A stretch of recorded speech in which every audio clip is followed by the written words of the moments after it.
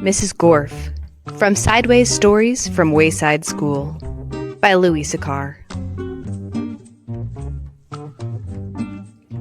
Mrs. Gorf had a long tongue and pointed ears.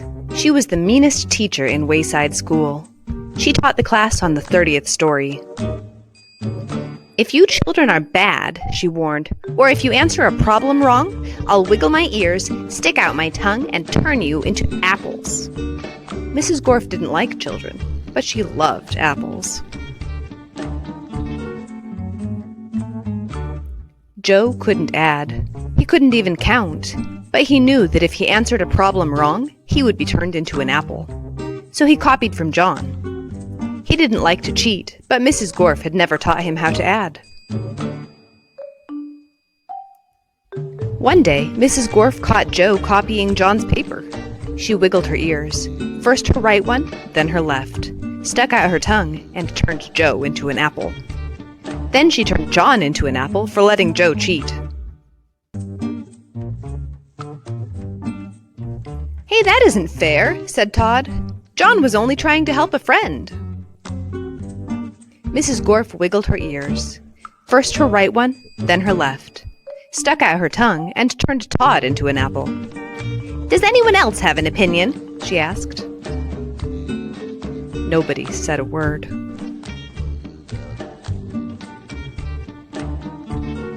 Mrs. Gorf laughed and placed the 3 apples on her desk. Stephen started to cry. He couldn't help it. He was scared. "I do not allow crying in the classroom," said Mrs. Gorf. She wiggled her ears, first her right one, then her left, stuck out her tongue, and turned Stephen into an apple. For the rest of the day, the children were absolutely quiet, and when they went home, they were too scared even to talk to their parents. But Joe, John, Todd, and Stephen couldn't go home. Mrs. Gorf just left them on her desk. They were able to talk to each other, but they didn't have much to say. Their parents were very worried. They didn't know where their children were. Nobody seemed to know. The next day, Kathy was late for school. As soon as she walked in, Mrs. Gorf turned her into an apple. Paul sneezed during class. He was turned into an apple. Nancy said, "God bless you," when Paul sneezed. Mrs. Gorf wiggled her ears, first her right one, then her left, stuck out her tongue, and turned Nancy into an apple. Terrence fell out of his chair.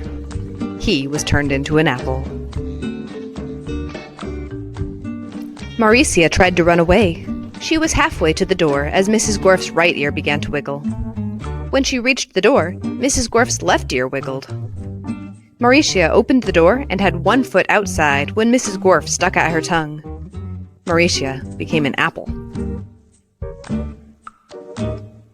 Mrs. Gorf picked up the apple from the floor and put it on her desk with the others. Then a funny thing happened. Mrs. Gorf turned around and fell over a piece of chalk. The 3 Erics laughed. They were turned into apples. Mrs. Gorf had a dozen apples on her desk. Joe, John, Todd, Stephen, Kathy, Paul, Nancy, Terrence, Maricia, and the 3 Erics, Eric Fry, Eric Bacon, and Eric Ovens. Louie, the art teacher, walked into the classroom. He had missed the children at recess. He had heard Mrs. Gorf was a mean teacher, so he came up to investigate. He saw the 12 apples on Mrs. Gorf's desk.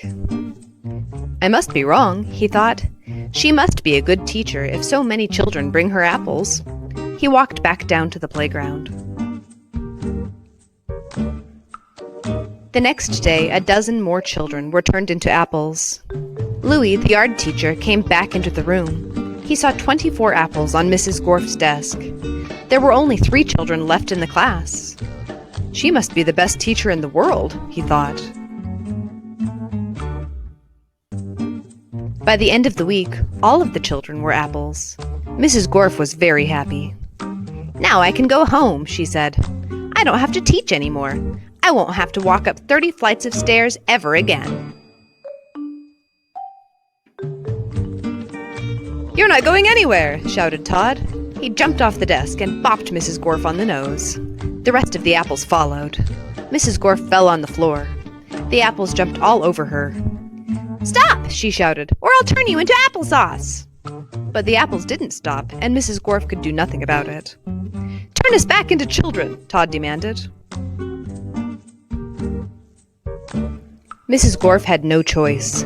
She stuck out her tongue, wiggled her ears, this time her left one here, then her right, and turned the apples back into children. "All right," said Mauricia. "Let's go get Louie. He'll know what to do." "No!" screamed Mrs. Gorf. "I'll turn you back into apples." She wiggled her ears, first her right one, then her left, and stuck out her tongue.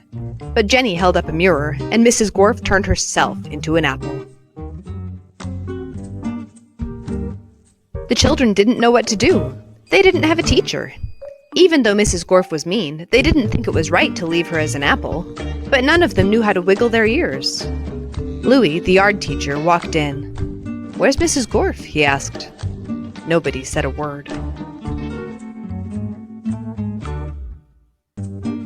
"Boy, am I hungry," said Louie. "I don't think Mrs. Gorf would mind if I ate this apple. After all, she always has so many." He picked up the apple, which was really Mrs. Gorf, shined it up on his shirt, and ate it.